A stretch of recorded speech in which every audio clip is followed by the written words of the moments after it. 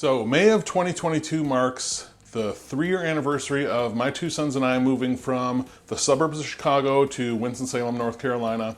And that just makes it kind of a natural time of reflection for us. We're talking about the good, the not so good, the things we wish were different, the things we love, and just the area in general, the move we made, would we do it again, just all those fun things like that. So I got to thinking about the future, and I was just, perusing around the internet and came across Winston-Salem's goals for 2030 as described by Greater Winston-Salem Incorporated, which is kind of like the Chamber of Commerce for Winston-Salem.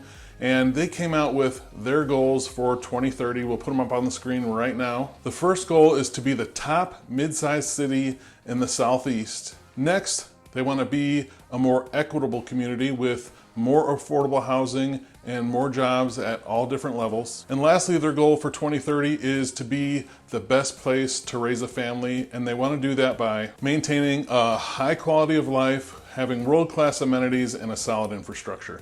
Now, is that possible? Do I get paid just to promote Winston-Salem? I get comments like that or emails asking me that sometimes, and no, I don't really. I try to give the good and the bad, but now that you mention it, maybe I could get to be mayor for a day or at least get a key to the city. I don't know. I'm gonna ask that. What do you think? Comment below. I'm Jeff Valentino. I love helping people buy and sell houses. If you need help with real estate, my contact information is below, but do me a favor real quick. Can you please press the like button, leave a comment, and subscribe to the channel if you haven't, for a couple reasons. One, I wanna show my mom so she's proud of me. But also, this helps YouTube know that this is good content about Winston-Salem, and it helps get the word out. So thank you, I appreciate it. So looking at, just reflecting on my time of moving to Winston-Salem and thinking about Greater Winston-Salem's goals for 2030, and is that even possible?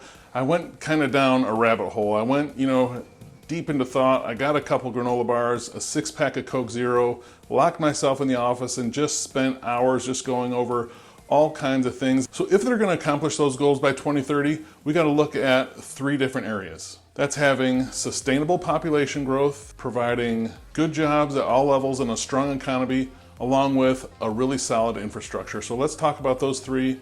And of course, there will be some real estate at the end, kind of what my thoughts are on the housing situation here, so stick around for that. But anyway, let's start off first with sustainable population growth.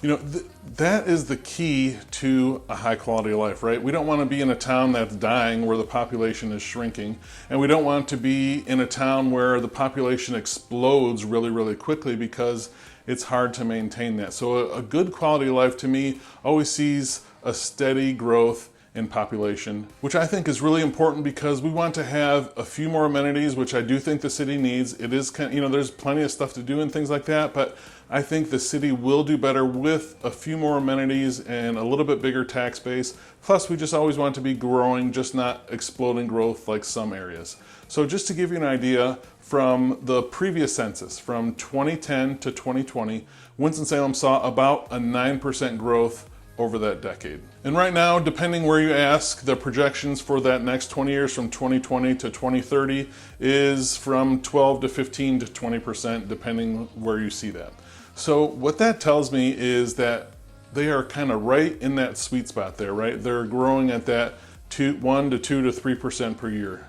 Nothing too big, and they're definitely not shrinking, which is important because North Carolina is a growth state overall, meaning people are moving to this state from other states, so we're seeing more inbound people. And I want to contrast that, 15 to, 12 to 15 to 20% growth rate over the next decade with what is going on right now in Raleigh and the Triangle area. That is one of those cities that's on almost every list of the fastest growing and best places and all those type of lists. It's the place where people said, well, why aren't you moving there? When I said I was moving to North Carolina, it's one of those places, right? So Raleigh and the Triangle region of North Carolina in that same amount of time period is expected to about triple in population. I mean, there could be up to about 6 million people in Raleigh in the immediate Triangle area. Now, for me, that's a case of not slow, steady, sustainable growth, right? That's a population explosion, that's an inbound explosion, and that stresses everything about that, which I think affects quality of life. It's why we see, home prices are going up everywhere, but that's why we see, houses in Raleigh-Durham area that are, under 1,300 square feet and still approaching $400,000, why they have problems with traffic, infrastructure, overcrowded schools. They're having to raise taxes and property taxes all the time just to try to keep up with that. So that's an example in North Carolina of what I think is not sustainable, because that's just too much too fast. I love the direction that Winston-Salem is going on. It's growing, but it is at that nice, slow, steady pace. So the next area, if Winston-Salem wants to hit those goals that they've set for themselves, is going to be in jobs and the economy overall. And good news, this is an incredibly bright spot for the city of Winston-Salem. The last couple years have been chaotic with everything that went on with the pandemic and things like that. There's been ups and downs in employment and labor shortages and supply chain issues and all that, but Winston-Salem really is coming out of that really well, and the jobs and employment situation here is a real bright spot. Winston-Salem's been known for a long time for its healthcare jobs, as being a tech and innovation startup hub for banking companies like Truist and Bank of America, but it's really starting to step its game up in other areas too that provide that variety of jobs at all different income levels. Take the manufacturing space, for example. That's growing really quickly in the whole Winston-Salem area. You have companies like Nucor Steel, which just announced an expansion that's going to add about 200 jobs that average almost $100,000 each. That's huge for the area. Of course, you have Boom Supersonic that's bringing its almost 2,000 jobs here, that most of them should be really high-paying jobs to the area. But along with Boom Supersonic, you have over 800 acres of ready-to-develop land just outside of PITI Airport on the Winston-Salem side. Boom Supersonic, Honda Jet, and this 800 acres of development that's available here really is set to make Winston-Salem area and the entire Triad really an aerospace leader, which will bring lots more jobs, good paying jobs, but jobs at all different levels, especially a lot of manufacturing jobs as well. Of course, you have the Toyota battery plant on the Greensboro side that's going to bring almost 3,000 jobs, but just the whole entire Carolina core, right? From Winston-Salem all the way down south where the new Highway 685 is going to be, that is really setting itself up to be a giant manufacturing and logistics hub of Winston-Salem employment and jobs over the next decade. Is probably one of the best of all three of these sectors, but I think that is just ripe with opportunity. And housing is a tough one that I'll talk about just in a minute. The city does have some plans for that, which are kind of encouraging if they can follow through on them. But first, with infrastructure. On infrastructure, Winston-Salem has, since way back in the day when they were known as a tobacco and textile town, with so much coming in and going out all the time, all over the country, they've had a really solid infrastructure in place for a really long time. But that infrastructure is a little bit old, right? A lot of it was built in the 50s and 60s during that boom, so it is starting to age. The good news is the city has done a really good job of repairing, improving, and replacing that aging infrastructure as it ages out, and doing it in a way that helps maintain. This is a key part moving from Illinois for me. The city's done a great job of repairing, improving, and replacing that aging infrastructure. They've kept modernizing it in key areas, and they've done really, really well. And not only the timeliness of doing that and staying a bit ahead of that curve, but they've done it in a way which has been fiscally responsible. A year or two ago, Winston-Salem was ranked one of the top 5 in the country for fiscal stability, which I think is amazing. And that's a huge difference for me coming from a city like Chicago and Illinois, where that's kind of at the opposite end of that list. It's been amazing to see things that projects start, they get finished in a timely manner, on budget. It's been incredible to watch. A big one to see when I first moved here was the Interstate 40. That was totally tore out right before we moved here, and then that was totally replaced in just about a year. By 2020, it was all the way completed. It was slightly under budget. It was done on time. It's beautiful, it's modern, it's great roads, really easy to make that east-west drive now through the city.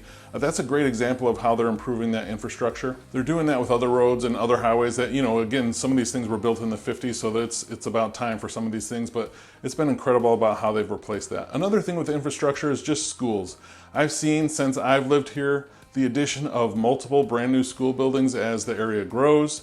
They're kind of just right, some of the schools I've talked about in other videos, it does get crowded, the drop-off and pickup lines can get crazy, but they're kind of just, they're not in front of that curve all the way, but they're right there. They're not, it's not getting too bad. I wish they would do that maybe a little bit quicker in the future, but hey, they are staying right on track with growing the school system as well. And also we have the Beltway is well underway. That has been talked about from what I was researching for years and years and years. It's now finally underway. The eastern leg is supposed to be done this year, part of it, and then the rest should be done in the next 5 to 10 years, making it really simple to get around the outskirts of Winston-Salem, but also make that drive without cutting through the city, which will save on traffic, keep traffic patterns light. And again, that's a key example of staying ahead of that curve. I've talked many times here about how traffic here is kind of silly compared to the lack of traffic here is kind of silly compared to where I moved from, but it's a perfect example of Winston-Salem staying ahead of that curve, staying on top of their infrastructure needs to keep that quality and mobility throughout the city. On the housing front, we need housing, right? If you've been looking at real estate the last 2 years, you know that when something comes on the market, it's gone. We need more housing. Some of that problem is things that's going to take years to work out. It's going to take years for builders to kind of catch back up on the new construction from the setbacks they had over the last, even before the pandemic.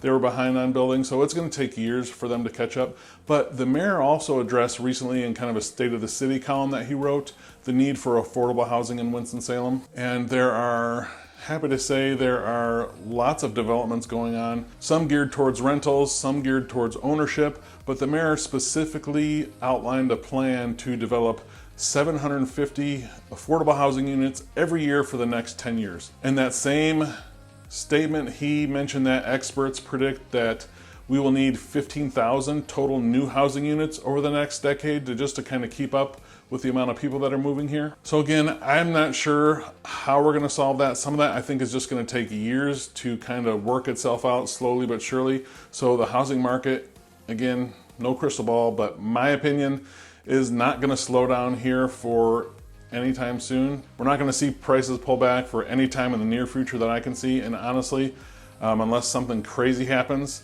I don't see anything really changing in the next 2 to 3 years. Hopefully it doesn't grow quite as fast. That's the hope, is that prices will kind of stabilize a little bit. But as far as the price reductions, I don't see that happening for a really long time.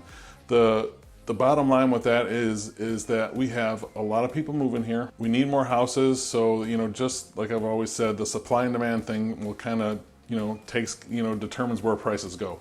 So with demand being high and supply being low, we are where we are. The good news is that, slowly but surely we're starting to see more homes come on the market.